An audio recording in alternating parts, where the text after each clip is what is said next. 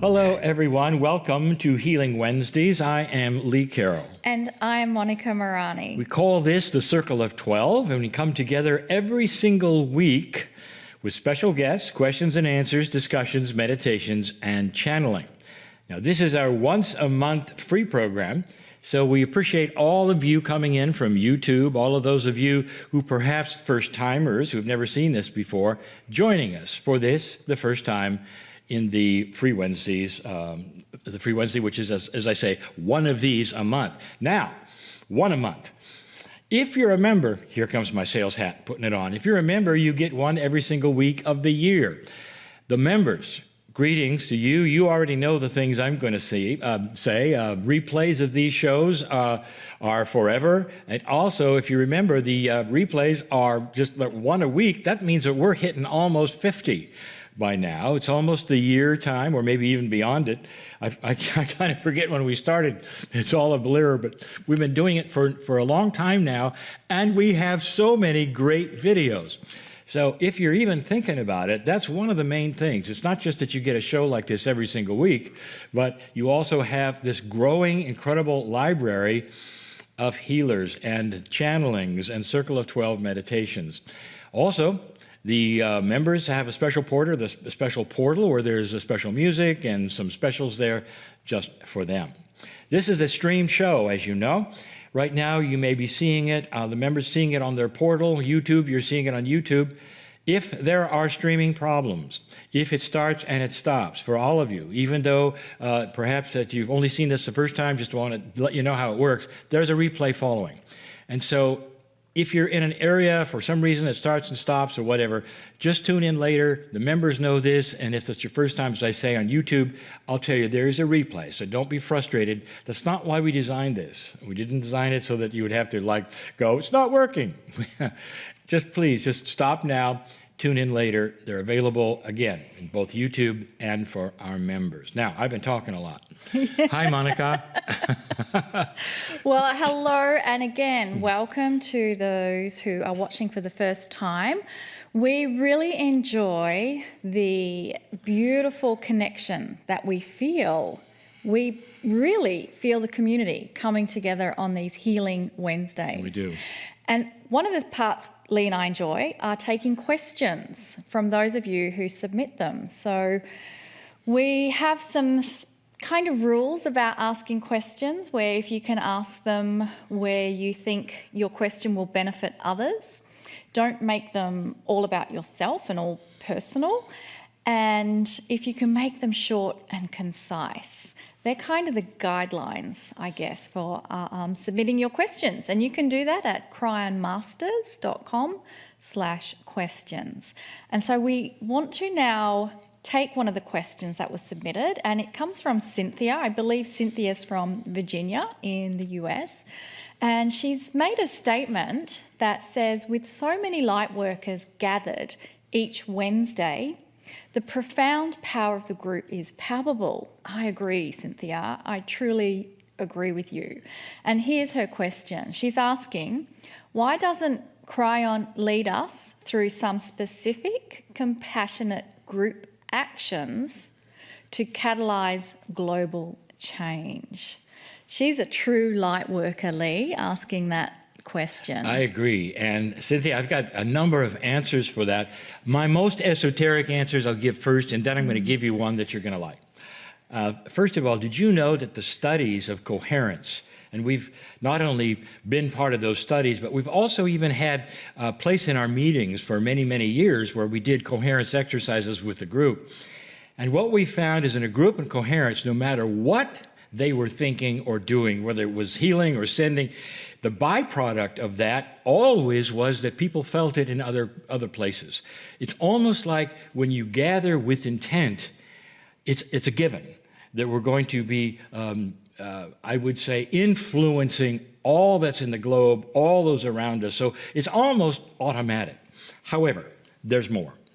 When I started to see the numbers, especially cumulative numbers, of those who not only are watching this program, but those who are watching then the replays afterwards, and then coming online and watching the replays again and again, I started thinking what Kryon had said. He said it doesn't matter when the now is that when you have a group together and you say, well, now we're going to give intent, what about those who watch it later? What about those who come and replay a year later? Are they included in that group of coherence that was original? And the answer is, in a multidimensional way, yes. Don't you love that? It's hard, it really is hard to understand that. So that just even enhances the question of why don't we do this and that, because now we're up to tens of thousands. I know the numbers. When you look at the cumulative, especially with the many programs we have, the question, why don't we then go ahead and focus on something like global change or healing for the planet, even though it seems to be, I would say, included, Kryon's going to do it. And it's going to be in a week or two or whatever. I know it's coming. It's going to be in one of the Circle of 12s. That's exactly what we're going to do. Cynthia, thank you for this. It's a great suggestion. It's a wonderful suggestion. And here we are as a group really ready to do just exactly that. Yeah, great. Our next question comes from Purusha from Pretoria in South Africa. Purusha is saying that I used to be able to cross the bridge perfectly fine in many of my previous meditations. In recent weeks, I see myself with a spider's web with big holes covering my face as I cross the bridge. And once I get to the other side, the web disappears. I'm not sure what to make of this, and I'm hoping you'll be able to answer my question or give me some guidance to remove this web off my face as I cross the bridge, please. Now, those who are joining the first time, the bridge is one of the things that Kryon describes in the Circle of 12 meditation. So the bridge represents going from the known into the unknown, and that is what is the reference within this question. So what's happening with Purusha, Lee? I normally don't give private readings. That's not what we do, but Purusha's about to get one. And I hope that all of you can gain from this. Many times we will have some kinds of symbolisms. You see it in dreams constantly, and there's not a lot of difference between strong visualizations and dreams and what our minds do with these things. And one of the things that we have are biases. And the biases right away is, Purusha, you're looking at the web and you're saying, I don't want this web because what are you thinking of? You're thinking of a spider, you're thinking of evil things, or thinking of all the things that we think of regarding webs. What if it were different? Now, let's turn to some of the dream specialists, and I looked this up for you because I knew that there was something else going on. I'm going to read this here. Visualizations and dreams and spiritual images are almost always metaphoric. I love that because that's what I teach. A web is a symbol of controlling your fate, bringing in things you need. Did you get that?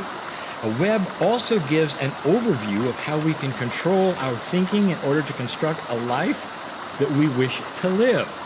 What if that web, by the way, did you see the big holes in the web? That's so you can look through it. So it doesn't obfuscate where you're going or hide something or make you afraid. Big holes. You've created a very big web, one you can see through, so there would be no fear. That helps you gather the things you need for this experience of crossing the bridge. How about a web that captures peace, health, abundance?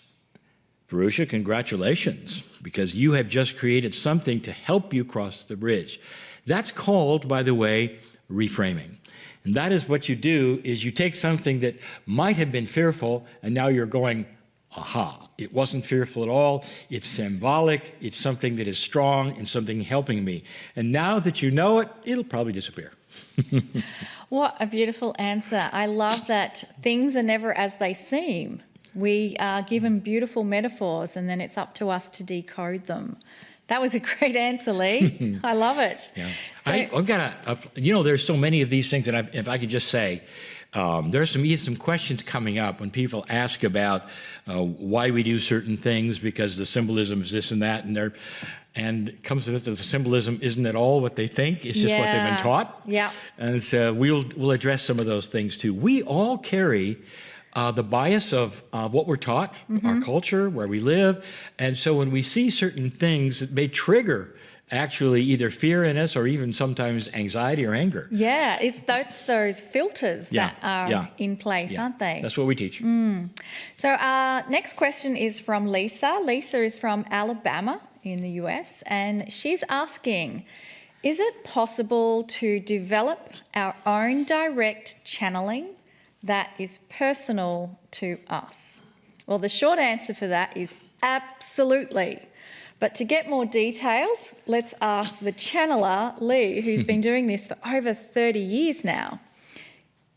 How would you respond? Well, can we all develop our personal channeling? Yes, and yes. We have done a number of explanations of channeling. I've sat right next to numbers of channelers where we've discussed it and had a panel of it. We're all very different. But one of the things that I saw, I think, right away, early in my channeling career, channeling is specific, very specific to the individual. And we all do it differently. We all express it differently. We have our own kind of spirituality. But what I saw that was really interesting was there were a few channelers who only channeled for themselves. And they would journal. So I got to see some of their writings, but they weren't there necessarily to publish them. That's a personal channel. Now, if that's what you mean, I will say probably more people do that than not. And that's very, very common. Now, what is it? When you're channeling for yourself, is it an entity called something else? It could be. Chances are you're channeling your own higher self or your own soul, but it doesn't feel like it. It feels like it's apart from that. It can be an angelic being. It can be anything. As long as it's loving, benevolent, kind, giving you good information, and not telling you something that's fearful. But yes, then if it goes further than that, and I've seen this too, channelers will start that way and realize, hey, this is pretty good information. This feels nice. I think I'll spread it and give it for others. And so then there comes a book, or there comes a meeting, or there comes just a sharing. But yes, it is possible, very possible. Now, in addition to that, if you want to know and how to hone those abilities, perhaps to channel for yourself, even for others, Monika, tell us a little bit what you know. Well, we work with Marilyn Harper, at least when we were on the circuit, always going to in-person events. We would have Marilyn Harper come and channel Adironda. And we would do a great weekend segment, and then Lee and I would leave, and Marilyn and her partner Joy Roby would stay behind because they would be offering a workshop on how to channel, even if you think you can't. And I believe you can do that online as well. If you visit, I think, Adironda.com, or if you just Google Marilyn Harper Adironda, you'll be able to find there how to channel classes. And I remember actually taking one of those classes, Lee, and I think it might have been an intro to it, and I love that it's, no matter where you are, at what level of channeling you are, they just simply enhance that and supersize you channeling wise. And channeling is such a misnomer for a lot of people. And there's so many, as you said, different types of channeling. So you have been doing it professionally for over 30 years, and your type of channeling is very specific, bringing in a message from Kryon. But musicians, artists, composers, they are channeling Big that time creative work. Hats off to all those composers. Music, they just not talking. That is channeling. Yeah, and I think the more we can get our logical brain out of the way that wants to know who is this channeling, where is this coming from, all those details. Don't worry about those details. Yeah, so if you're at YouTube the first time you're tuning in and you're going to say, well, I'm here for the guest, but I'm not here for the channeling. Channeling is not where your head spins around, pea soup comes out, and all of that. That's the movie, folks. What if it were just messages from the loving entity? Absolutely. And that's basically it. Yeah. So speaking of channeling and messages from a loving entity, let's have an experience of that right now. And to help us receive these beautiful loving messages and to actually receive the energy that comes through, the easiest way to do that is to get yourself into a state of relaxation. So allow your body to relax, and you may want to tense everything up really tight. Squeeze, squeeze, squeeze, squeeze everything completely tight. And relax. And feel the body relax. The body is so ready for this. Your cells know what is coming. Your cells are anticipating a portal of energy that is going to be opened and created through Lee as he gives allowance and permission for the meld with Kryon to deliver messages to us.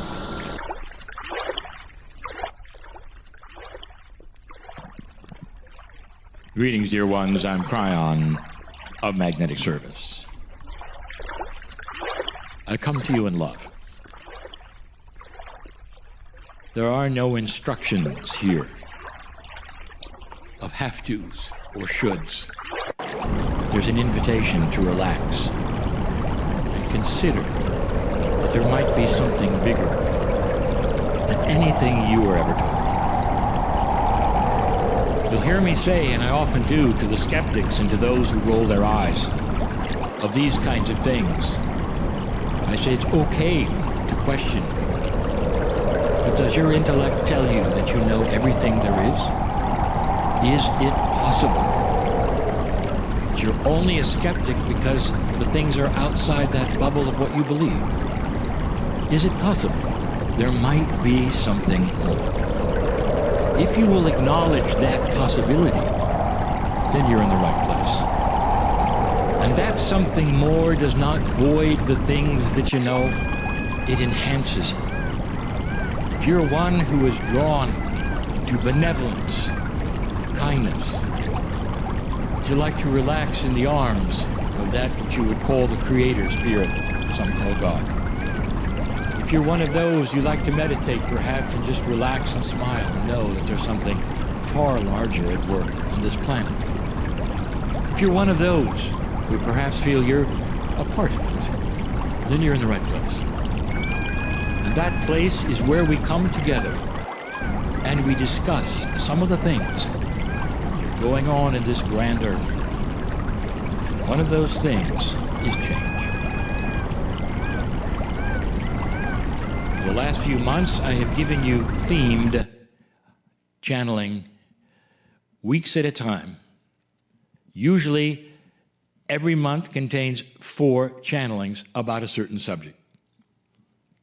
I won't always do that, but this is one of those months. For those who've tuned in to this and are not members of this particular broadcast, these channelings, all 4, are free and will be available at a certain time for free. So you will be able to hear these things regardless. There are 4 attributes of change that I wish to show and tell about. There are more than 4. But the 4 that I have chosen are ones perhaps most germane to the times. And the ones that I wish to present, some have not heard. Some are startling. Some are very controversial. But let's just start this one with, is there actual change occurring? Is it possible, I ask you, whether this whole idea of new energy on the earth might have been foretold by the prophets, by the ancients, by the indigenous, and this is when it was all supposed to happen? Or is it something that just those in the New Age have decided to give you?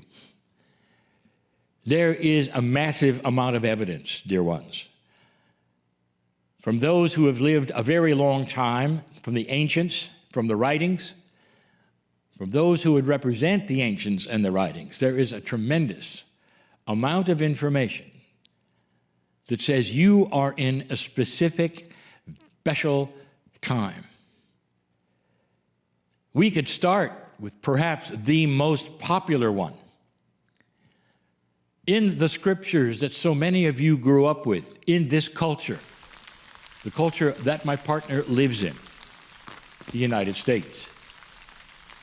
In this particular culture, from birth almost, if you ever went then to church, you heard it. Most of you knew that something was going to happen on or about the year 2000, or at least in this millennial change, there would be something. My partner grew up and was told that it was something good, but bad. The good part was that it would be a brand new energy. It would be filled with wonder and glory. The bad news is that you had to do some things if you're going to survive it. And that then became the doctrine that he learned. And it was one of punishment, and it was one of fear. In order to be correct and proper, so that you would not then be left behind. This is a very popular thing. However, look at the metaphors of it. There was a change coming. And this particular change was very, very clear. Something was going to happen on or about the millennium or the years thereafter. Here's what I want to show you, that particular information is not alone in its presentation, but it's enhanced a lot and with greater detail by those who gave you the cycles. Here is what I want to show and tell in this particular channeling that you may not be aware of. You sit here in this modern time with all of your technology, and one of the things you may or may not realize is that technology has only been with you for a few decades. The ability to see the weather as you see it, to predict it, to know it, that's only been around for a little while. And so if there were cycles, even perhaps of weather, that perhaps were 200 or 300 year cycles, you'd be unaware of it. Unless you looked at the records of those that were kept by hand from maybe the indigenous 200 or 300 years ago. And if you did, you'd see something startling. Let's go to one of those groups, perhaps the most popular, and you look at the Maya. Their records were records of the stars. And they had formulas. And they were very good at mathematics and keeping track of cycles. And what they saw coming was beyond most who ever looked at the stars. They saw something that was truly amazing: the wobble of the earth. Those who stared at the stars, recorded the stars in their observatories, got to see, record, and trace movements of the stars that would indicate that this planet has a 26,000-year wobble. And they wrote it down. And they said the start and the stop of that wobble, in other words, those fulcrum points where it's measured from, you're about ready to have one, they said. It was coming soon, they said. That was 2012. Now you know what the 2012 is, if I've not talked about it before. In that, they also said it would be a different time. It would be so different that they would have to have another calendar. The one they had was only good for 5,000 years, and it was stopping. Actually, 5,200. It was stopping. And they had to put another one on the wall, if you want to. That's what you say, because it represented a time past the wobble, where the wobble started again. And in that time, they said, in their prophecies, change would occur in human consciousness. That's from the Maya. That's from the ancestors of their ancestors, that indigenous group. Did you know that? So even that which is the Holy Bible that you would then go to, that had a metaphor of that very thing. Something was going to happen in the new millennium. My partner has been around the world. And he's been in many places.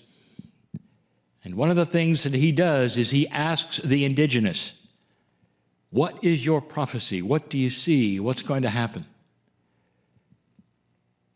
And over, he has sat at the feet of shamans who talk about the cycles.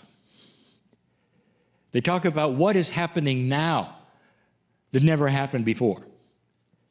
And whether he's in the southern hemisphere or the northern hemisphere, the stories are so much the same. Here is the story. If you make it much past the year 2000 without destroying yourself, consciousness on this planet is going to change. Thinking will be different. Reactions will be different. Many things will be changing, not just technology, dear ones. Consciousness is the issue. Is it possible that there is a set of consciousness that you would call old consciousness that is starting to evolve into something that is new thinking? Is it possible that even those who are the skeptics of all of this will start having an aha experience and saying, I didn't know that. Look, there's something in addition to what I was told.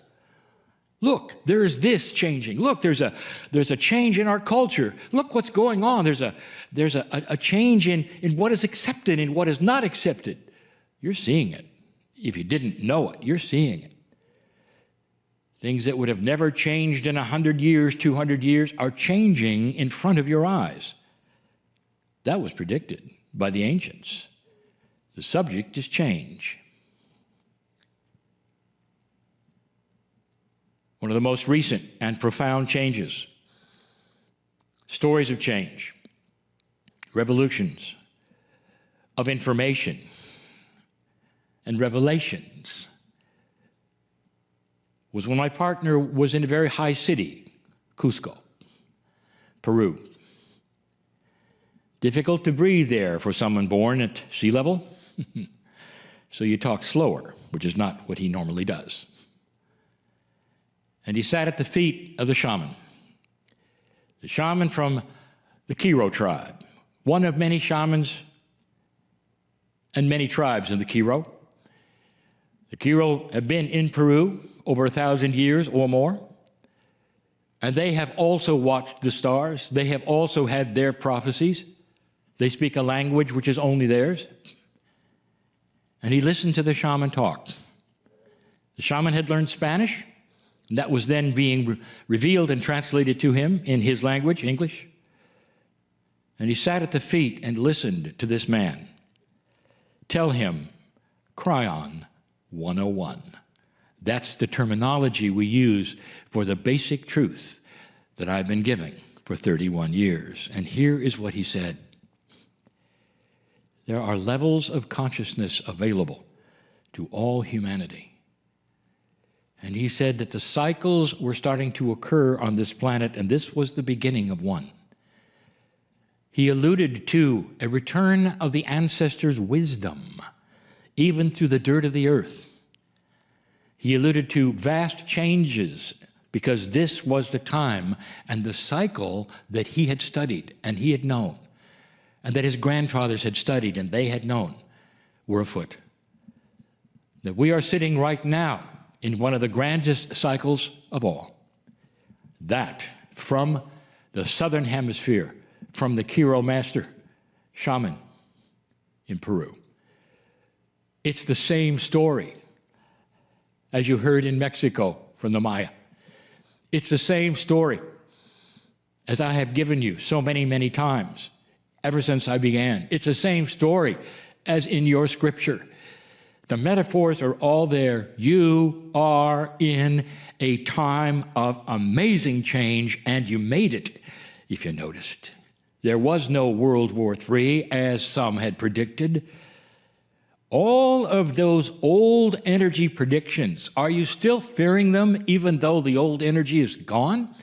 Are you still leafing through pages looking for prophecies so that you can be afraid of what's coming? Or are you aware that you moved onto another track of reality And that change is difficult for some, glorious for others. Consciousness of humanity is beginning to evolve. And that's going to create some issues. We'll be talking about that and some of the other changes in some of the other meetings to come. I'm Kryon, in love with humanity. And so it is.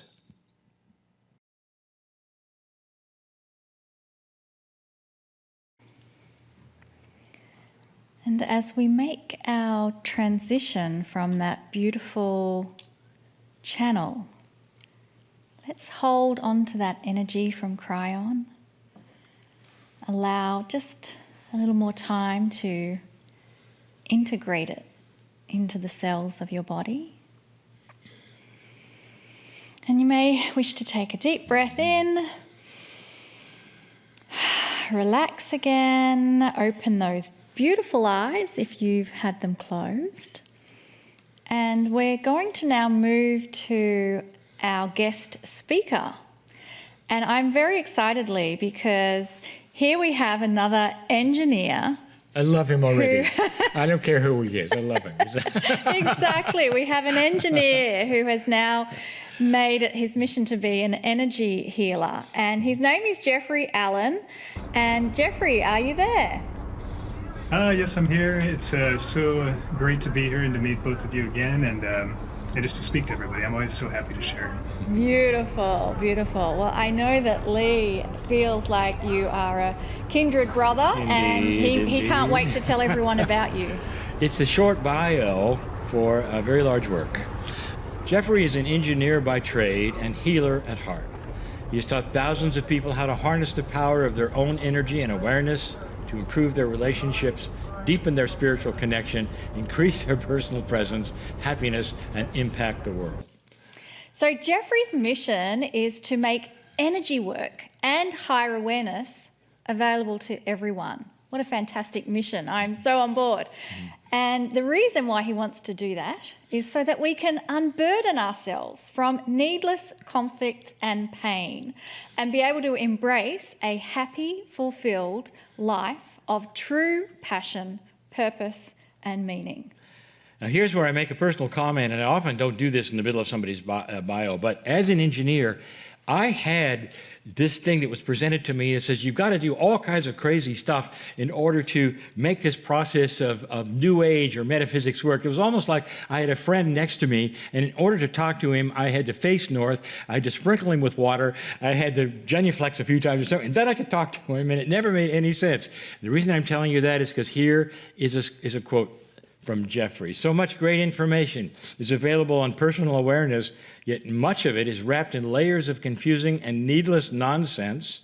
I say this, he says, without judgment, because I've been as guilty as any teacher of wrapping well-intended nonsense around things I didn't fully understand.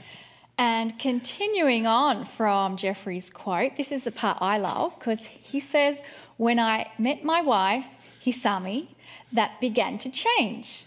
She is the clearest person that I know. In our years together, I've observed my biases, my insecurities, my excessive creativity, the well-intended nonsense that I mentioned, and more importantly, I've changed. Hisami has cultivated a humility and patience in me that I didn't know was possible. Thank you, Jeffrey, so much for being with us, and we'll just turn it to you, my friend. Oh, great. Yeah, thank you so much. And it was really fun to hear that. It's so true. Hisami has changed me so much. And it's funny, my journey into finding an energy healing profession out of being a software engineer was kind of an accident. So, and Lee, you and Kryon played a big role in that early on, especially, because my background is really in computer science, mathematics. And even in high school and also in college, I was working for the U.S. Department of Energy, which now is kind of funny because it's a different kind of energy. But I was very logical and scientific, and I had this desire to help people. But that kind of changed over the years. What did it mean to actually help people?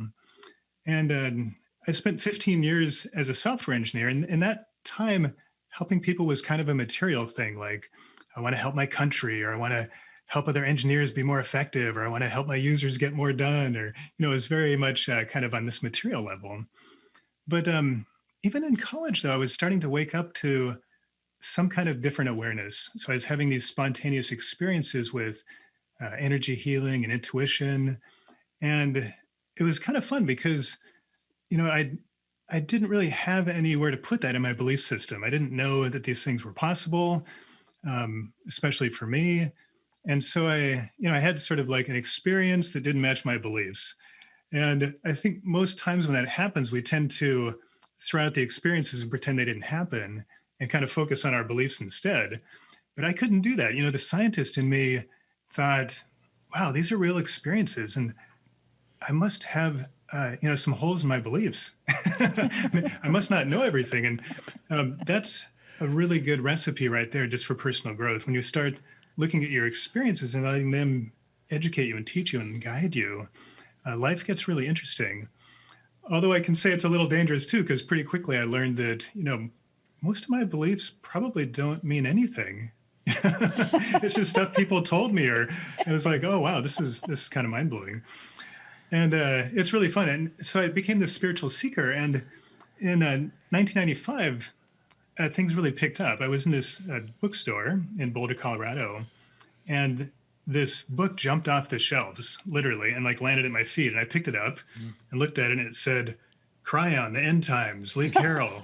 And I had no idea what that meant, but my wife asked me, she said, what do you have there? And I said, this book looks really good. And I was like, I was so excited, enthusiastic, and passionate. And I hadn't even opened the cover. I had no idea what it was about.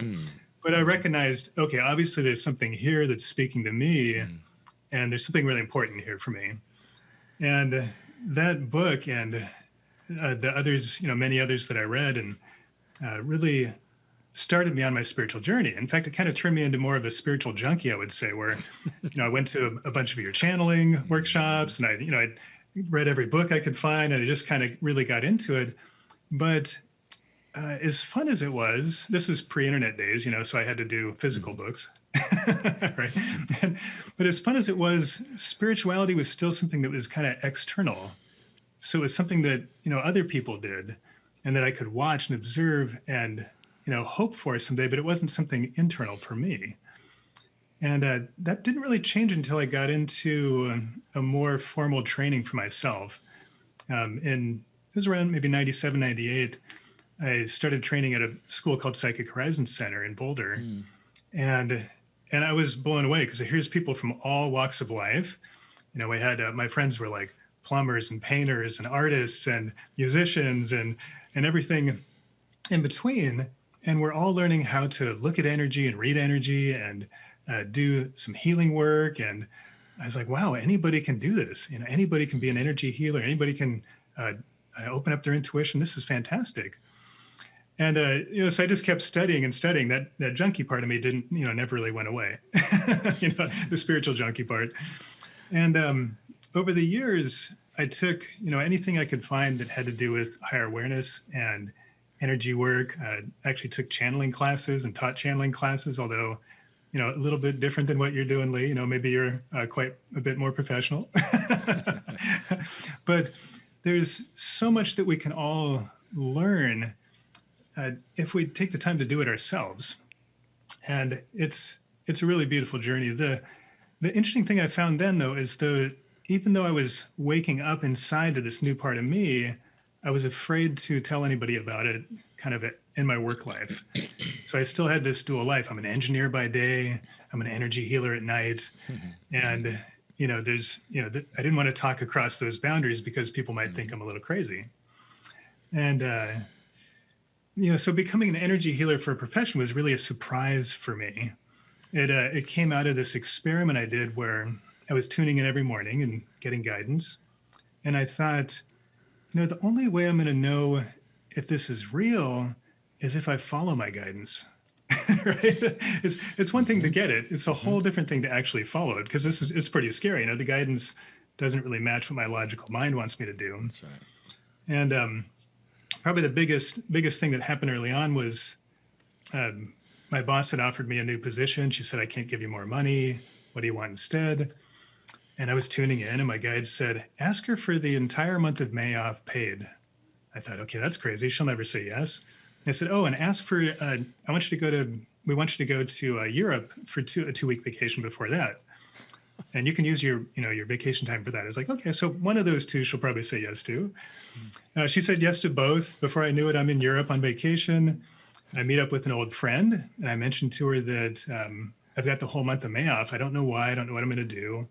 And she said, oh, really interesting. She said, I've got a psychic school and a healing school in Uganda. And she said, and I need somebody to cover the entire month of May. And she said, I think you're the person. I thought, well, this is kind of scary and exciting, but I think she's right. And so before you know it, I'm in Uganda, and I'm hoping that people don't discover that I'm an engineer just pretending to be an energy healer. But what happened was, throughout that month, as I was teaching, they just knew me as their teacher's teacher. They didn't know me as an engineer.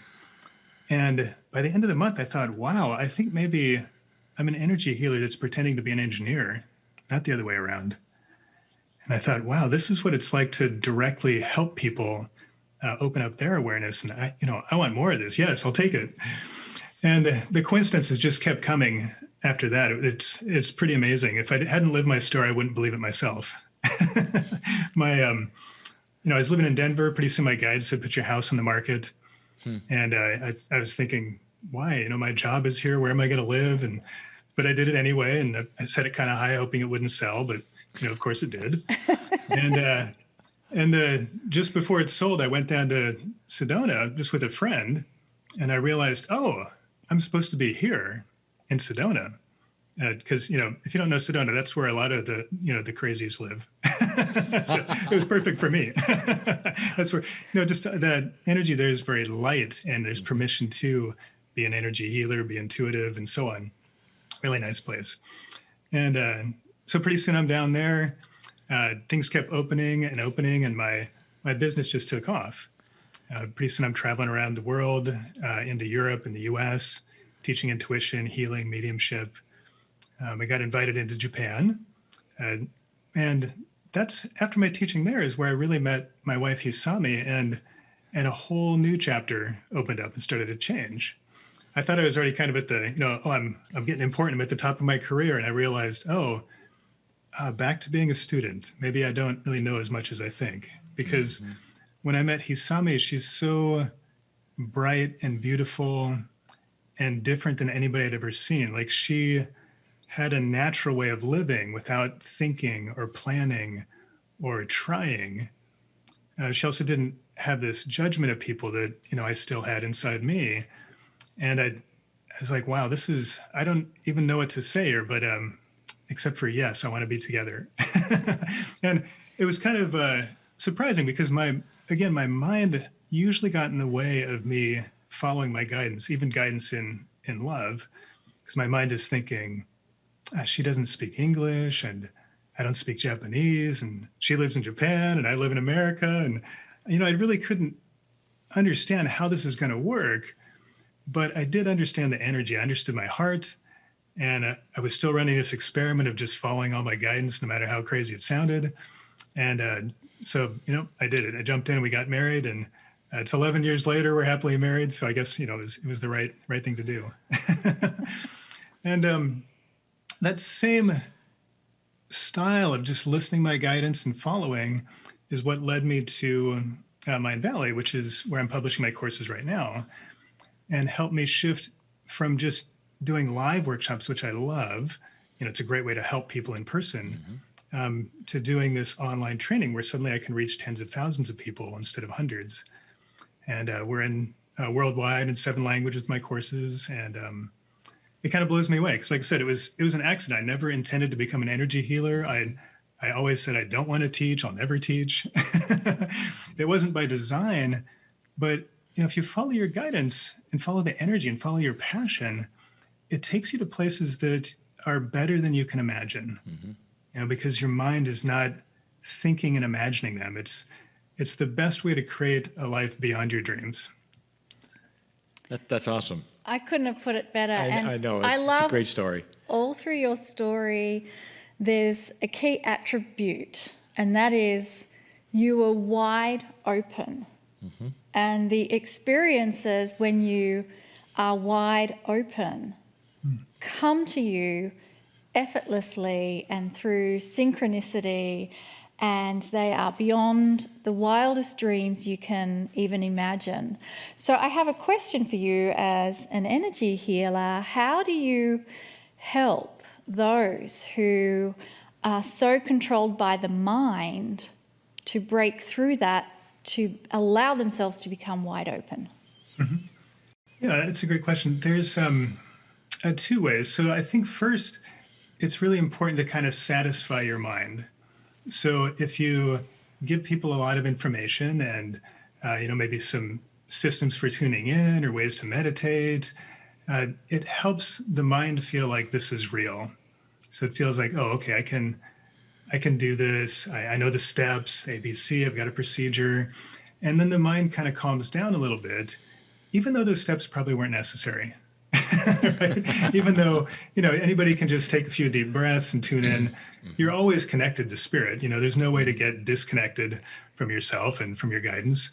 But if your mind is chattering, you won't notice that. So that's one way, is to kind of feed the mind first and then invite in the experiential space. In my workshops, I always invite skepticism. So I tell people, are there any healers in the room? And a few people raise their hands. And then I say, are there any humans in the room? And everybody raises their hands. And I say, okay, that's what you should have done when I said, are there any healers in the room? Because that's all of you. Okay. And I say, are there any skeptics in the room? Mm-hmm. And I say, because I can relate, like you should definitely be skeptical of what people tell you, but you should also be skeptical of what you believe. Because if you think you know everything, you can't learn. Mm-hmm. And you can't grow. So let's have some experiences that are outside your belief system, just like I had early on. Mm-hmm. And then let's look at those beliefs and start letting them go. And that seems to be the best way I know, is just give people experience after experience after experience. And as you guys know, when people start feeling that joy and the love of connecting and all that higher energy, pretty soon people don't care what their mind is saying. They're on board. They're like, yes, I want to go that way. Awesome. I should ask this. I'm talking to the authority now. I mean, truly, you've gone to a place that I so respect, and you are right there with some of the highest energy healing available. We've had a lot of things talked to us from Kryon. Says there is a new energy upon us, and that seems to be trite, but he's saying everything is going to change. Do you see something in healing in general, or healers in general, or where this is going, or the future of energy work especially, that you'd like to share? Yeah, definitely. There's my answer has actually changed a little bit over the last 5 years, because I've been working a lot with my wife Yasame. And but the things I've noticed is that healing and spirituality is becoming a lot more personal and mainstream. So it reminds me of when I was really young, physical fitness wasn't really a thing. Mm-hmm. So if you saw somebody running down the street, you're thinking, okay, where's the fire, mm-hmm. right? That guy's weird because he's wearing running shorts. It wasn't normal. But we're way past that now. It's just integrated. Everybody wants to be healthy because it just kind of makes sense. It's just kind of in the background, right? And the same thing is happening for energy healing. 20 years ago, if I said energy work or healing or intuition, mm-hmm. People thought I was nuts. Mm-hmm. I actually had friends ask me that. They're like, I'm trying to figure out, you're such a smart guy. I'm trying to figure out what happened. Why did you go crazy? And I was like, I can't believe you asked me that. That's hilarious. But for me, crazy just means that people don't know what to expect. Yeah. And so that means I'm free to be myself. Yeah. So I love that word. But I think energy healing and healing in general is doing the same thing. So in maybe 10 or 20 years, we won't think of it as an odd thing. We won't think of it as even something that people need to do separate from the rest of their life. We're kind of shifting from that external focus where I need to get healing from somebody else into more of an internal focus where it's just a talent that I develop. It doesn't have to be a profession. Just like anybody can be physically fit without being a professional athlete or a fitness guru, you can just be healthy. Healing is just like that. So you can just have that inside you. You don't need to quit your job or become an energy healer like I did. Mm-hmm. You can bring intuition and higher energy and healing to your current life and your current work. And mostly it's about getting the brain out of the way. It's about tuning in. Mm-hmm. And, for me, healing is just about becoming more coherent internally. So if you look at the energy inside us, we always have many different energies kind of pointing different directions with this non-coherent field inside. That's the engineer coming out, right? And healing to me is just kind of getting everything lined up so that everything's kind of pointed in the same direction and we have a coherent field. And you can also think of it kind of like a guitar. So if some of the strings are out of tune and you play your guitar, it's just not going to sound very good, even if you're a guitarist. But if you tune it up and all the strings are in harmony, suddenly you can play these beautiful songs. And, even if you're not a professional. And so I think healing is mostly about that internal space, clearing ourselves, letting go of the things that, kind of the needless nonsense that I mentioned, that's in the way of us seeing our own divinity, seeing our own energy, and then seeing that in the people around us as well. So it's that's kind of the mechanics that needs to happen. If I'm teaching people, there's a few techniques I'd go through to help do that, depending on where they're at. But internally, I believe it's very simple. Healing is just about getting that space clean inside. I would love, Jeffrey, if you could just take us through a sample of some of your energy healing technique, because I'm wide open and ready. And I believe that everyone tuning in to this program is as well. Great. Yeah, I'd be happy to do that. So let's do one that's it's kind of fun. So I've been talking a lot about following your dreams or following what's, beyond your dreams. And so I have a nice little exercise we can do for that. So go ahead and just kind of breathe and be really present behind your eyes. And as you tune in, just be in your body. Don't go anywhere else when you close your eyes.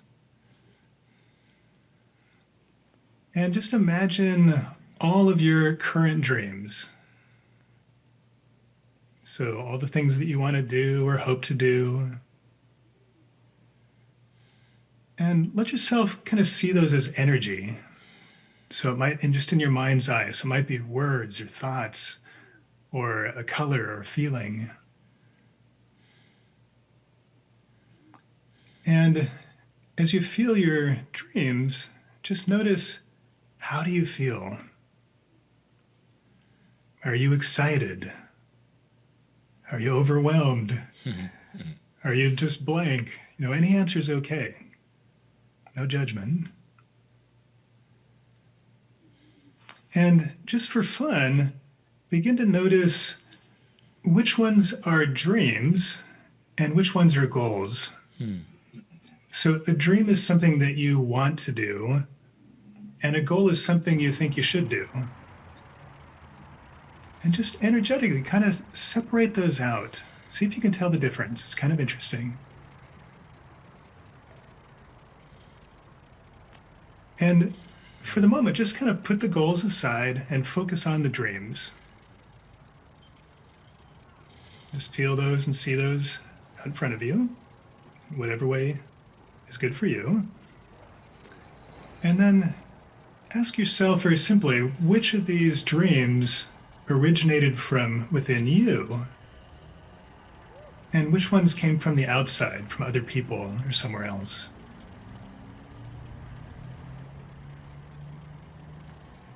And let yourself release all those external ones right now. And just focus on your dreams. Very good. And then ask yourself, of these that are left, which ones fit you in present time, or present life? And which ones are dreams from your past? Ones you wanted to do?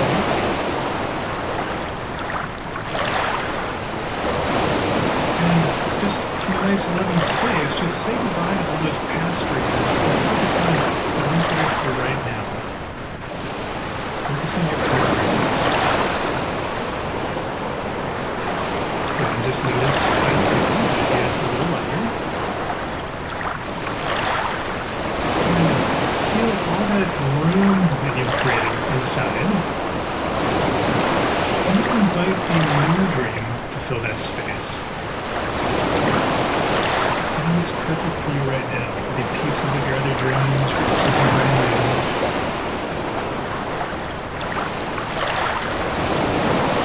Good.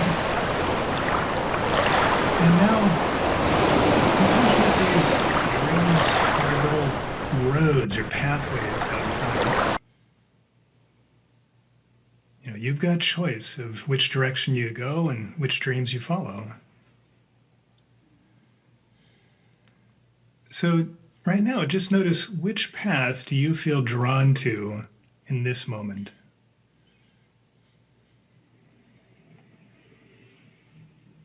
And just notice any enthusiasm or excitement or anticipation that you have for this dream.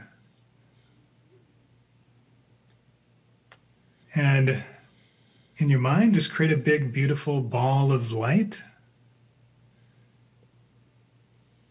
This is a little blessing from your higher self or God or the universe.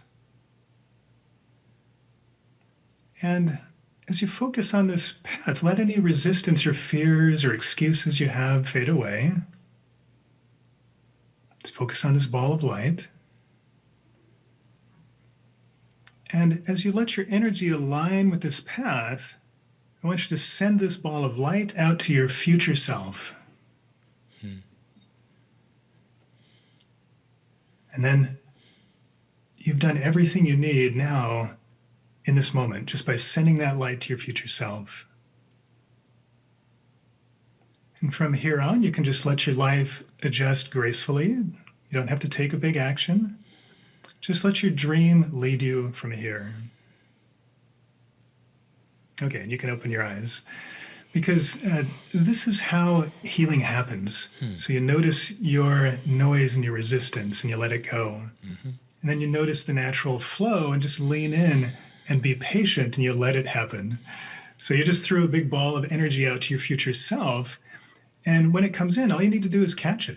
So suddenly you're going to feel inspired to act. And when that happens, don't think about it. Just act, just do it. And this simple exercise is something you can do anytime you feel stuck or uninspired.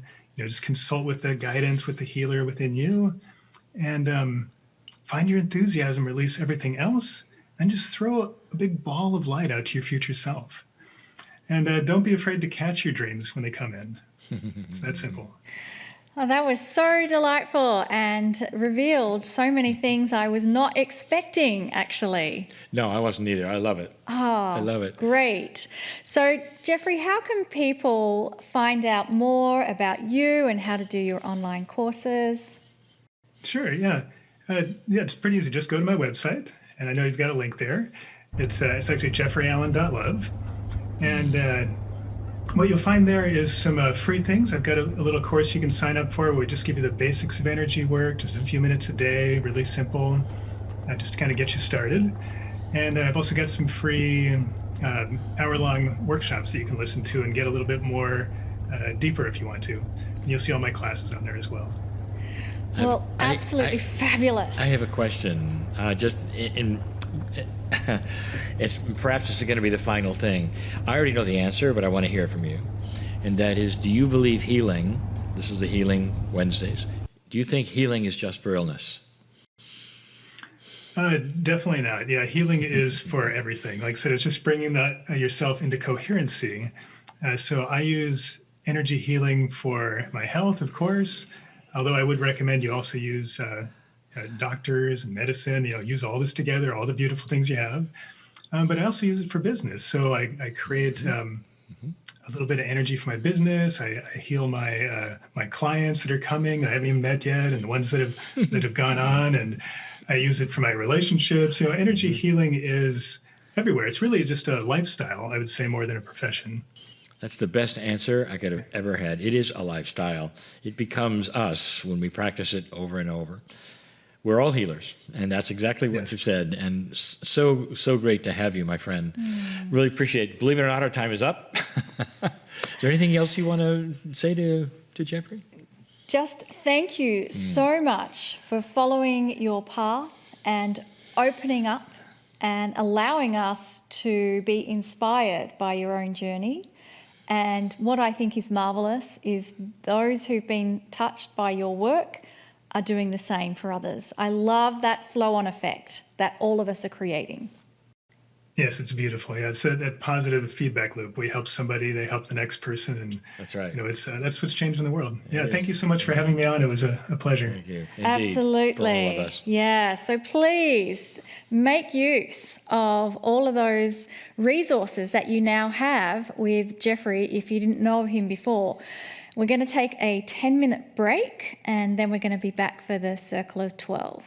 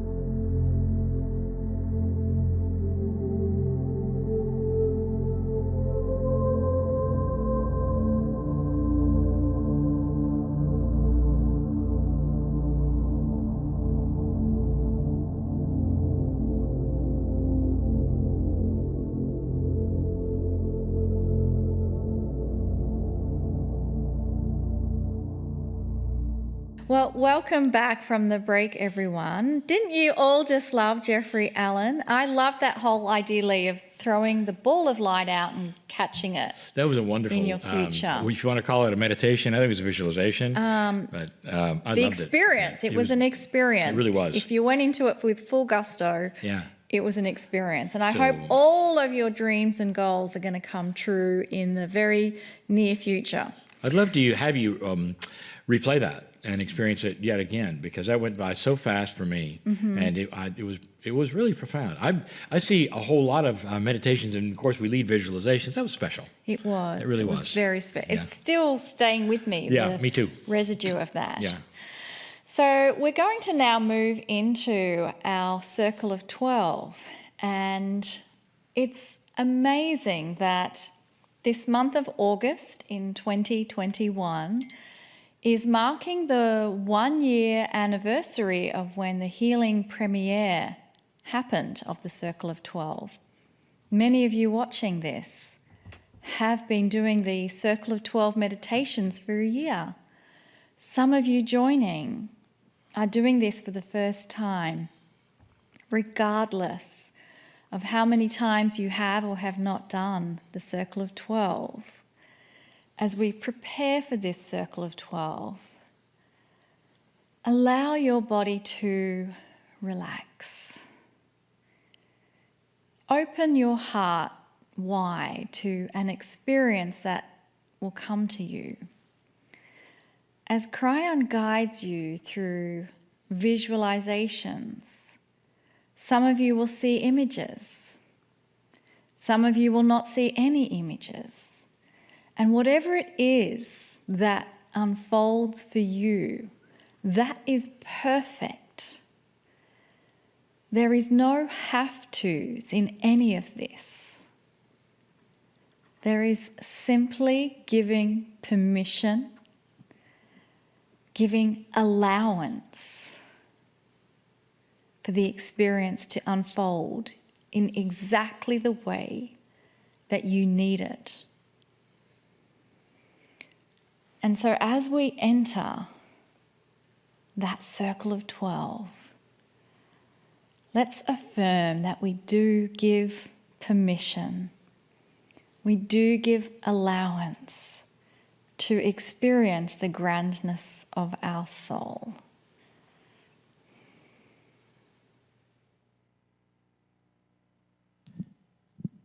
Greetings, dear ones. I'm Kryon. Come a little closer. This is a time for the examination of things that you don't expect. Hard to believe for some that this particular scenario, going across the bridge, has happened now every single week, almost every single week, and continuing every week for a year. It's a time where you examine things you didn't expect, and what I mean by that is that you cross a bridge, always a metaphor, crossing a bridge from what you think you know to things that are unknown. Now, I didn't say crossing a bridge to what you don't know. I said things that are unknown. There is a slight difference there, and it has to do with your attitude. There are those, literally, who have created a bubble of attitude, knowledge around themselves that is solidified in such a way that everything out of that bubble is ridiculous. So we say again to those who are here, rolling their eyes perhaps, or saying, this is silly stuff, I'm here just to listen to the silliness. I will say there's going to be a lot of silliness for you if you stay tuned, because of what I'm going to give you.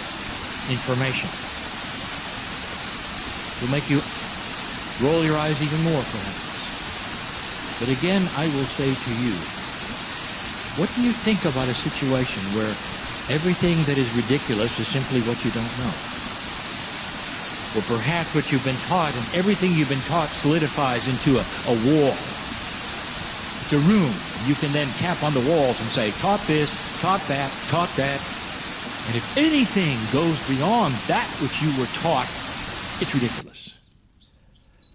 I'd love to point to science and years of revolutionary experiments that created the ridiculous. Germs, for instance. Ridiculous. The idea of little creepy crawly things you couldn't see. And then it was proven. And everything busted wide open. And it's happened again and again and again. Are you allowing this to happen spiritually? Do you truly know everything about everything on this planet? Do you truly think you know how everything might have happened on this planet? Or if there's perhaps a grander truth than you were ever told. That's the plea I would have to you, even to scientists and all, is just to say there is so much more. And if you simply stop thinking or stop evolving at that ridiculous barrier where you say everything beyond this point is dumb. And there's many who will say that. And they'll walk away from this program laughing and having a good time, and they'll say to their friends, you ought to hear that. Pretty funny. And I'm going to give you funny now. A truth beyond the truth. Beyond anything perhaps you've heard. And for some, it will be a full acknowledgement of what you know, of what you felt. This is an exercise of going to a place where you don't know what's there. That is not an easy thing. Spiritual people who meditate quite often have experienced this, and it's the reason they meditate. They may not have known or computed they've crossed a bridge, but they have. Those who meditate and have done it for a very long time do it over and over, not because it's some doctrine that says they have to, they can hardly wait to, because they sit in a place and they're carried to a beautiful scenario that they just want to sit and enjoy and enjoy and enjoy. They'll live longer because of it. Indeed, they cross a bridge, they don't know what they know is there, they just know that they enjoy it. Some see things, some do not. Some just want to sit because it feels so good. Some have said, it's almost like I go there and eventually I float. And when I come back, hours have gone by and I realize I've been floating in some kind of mist. It's exactly what we do. We take you across a bridge through a mist. Dear ones, all that is here. And the reason we do this, all of that, is that you can go to a place and examine things that you didn't know, or you'd like to see, perhaps, and hoped were there. A grander truth that shows the magnificence of what is there that nobody told you about. So now we start that which some will say ridiculous, even before we cross the bridge. Could it be possible this entire planet's history is different than you were told? I would like to ask even the most intellectual, do you believe it's possible that as you look out at night and all the stars, there could be life there? Careful with your answer. Because if you say no, then you're going up against the most intellectuals of all, the astronomers, the scientists, who say there has to be. For those who have analyzed the number of Earth-like planets there are, even that you can see from stars with the naked eye, and said there's billions of them, and those billions are the kind rotating around a star like yours of the same size, and they're much like Earth. Did you know that? And there are some who will say, well, yes, but there's no proof that there's life on any of them.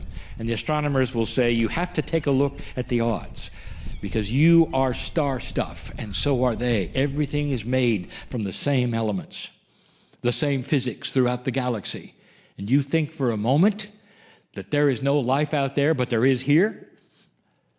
That's illogical. That's ridiculous. And so if that's the case, I ask you further, is it possible that that life may have occurred before yours? Careful, because the scientists have said yes. They have said life on this planet was slow getting going. You know where I'm going, don't you? I want you to meet somebody who's going to tell you some things.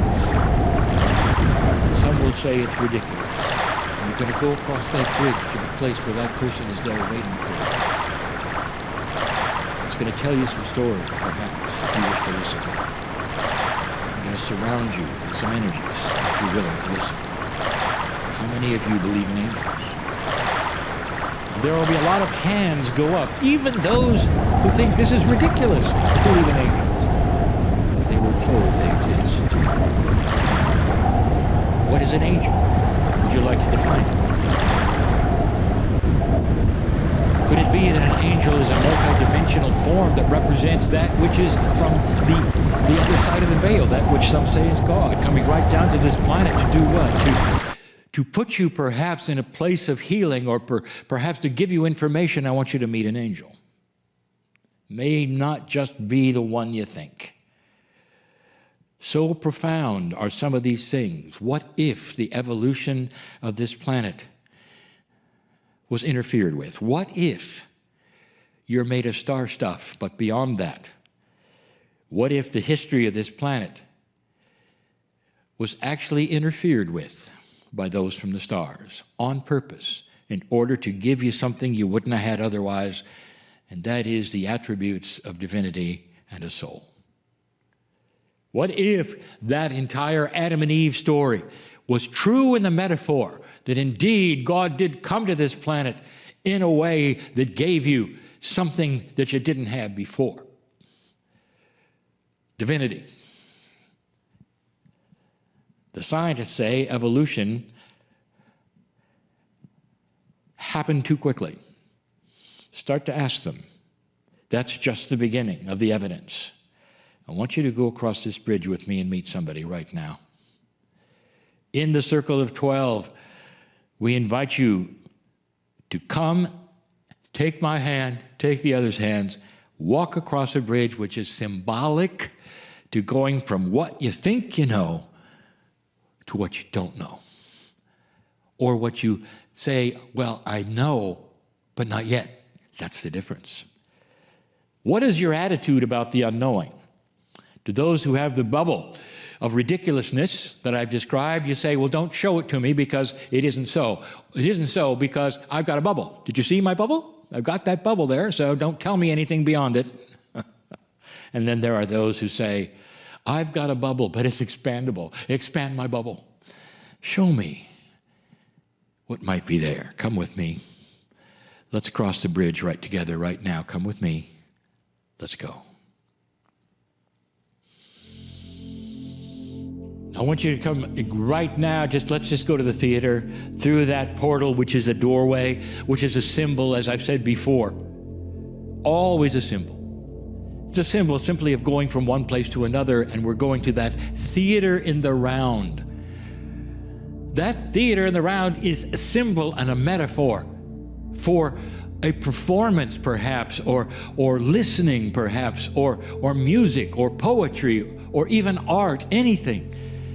But where those come and are informed, and they see things they wouldn't have seen otherwise, and the lights come on, and everyone is quiet and hushed, but not this time. The theater in the round, a sunken audience and a raised stage, and you go down and walk into that audience section where they sit, and you walk then up and onto that stage, and today you see 2 chairs, and there's no audience. There actually is. The audience is all of you. the thousands who will watch this program now and later, all of you, who will then judge in your own mind what's ridiculous and what is not, what is possible, what is not, which doors to slam shut on what information you think is dumb.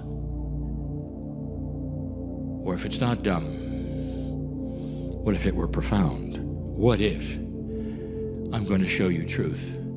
A glimpse of truth that might last forever in your mind if you let it. 2 chairs. Chairs are for comfort. You sit. And now you're going to sit and enjoy. Not just enjoy. You're going to feel something if you choose, because I want to introduce you to an angel. The chair in front of you is not yet taken, but you're feeling something because it's starting to happen. That is that there is an energy that is starting to develop that is thick with love and beauty, benevolence, kindness, peace, all of those things you desire and want. You want it to flow into your body. You want it to flow to every single cell because you've got perhaps some aches and pains, or worse, you've got some anxiety or fear, or worse. I know the ones who are here. I want you to sit in the chair and feel something is coming. Something is coming. Slowly you see the image. Beautiful. Angelic it is. Light is pouring from it. It is. Almost like a multidimensional, multicolored beings taking her place in the chair in front of you. Some of you tremble with this because the energy is seemingly just a little bit thick, a little bit more powerful than you expected. And that entity will say, "Fear not, for I come to give you good tidings. I give you joyful things. I always do every time." It's a female. You see it's a female. That is the way it's presented to you. That's a mother image. It's on purpose. Have you noticed that almost all of the angels, almost, present themselves to you as female through history, are written up as female through history, are beautiful, like shining stars they are, in this chair in front of you. Right now, without anything being said, that entity is healing your body. You're sitting in the right place, dear ones, with intent. You're there to experience the ridiculous, maybe. What's your definition, skeptic, of ridiculous? And you'll say, "Well, it's this." Mr. Kryon, what you're doing right now. And we say, "Come back in 10 years, if you make it, and let's talk again." Let me tell you something that this entity is going to tell you in a minute.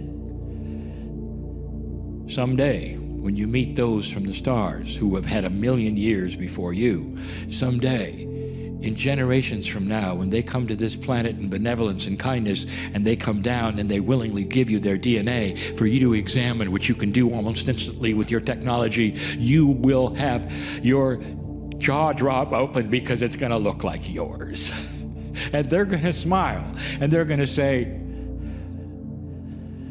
"We're your parents. I want you to meet this angel. She's from the stars. And she'll say to you, 'Are you interested in history, dear one?' And if you can even speak at the moment, because perhaps you're still feeling this energy where all the cells of your body are being cleansed simply because you sit in this energy. This is a healing spot. And you're going to get a history lesson, and you're going to say, 'You can say whatever you want to, I'm listening.' And she'll say, 'Let me tell you a history.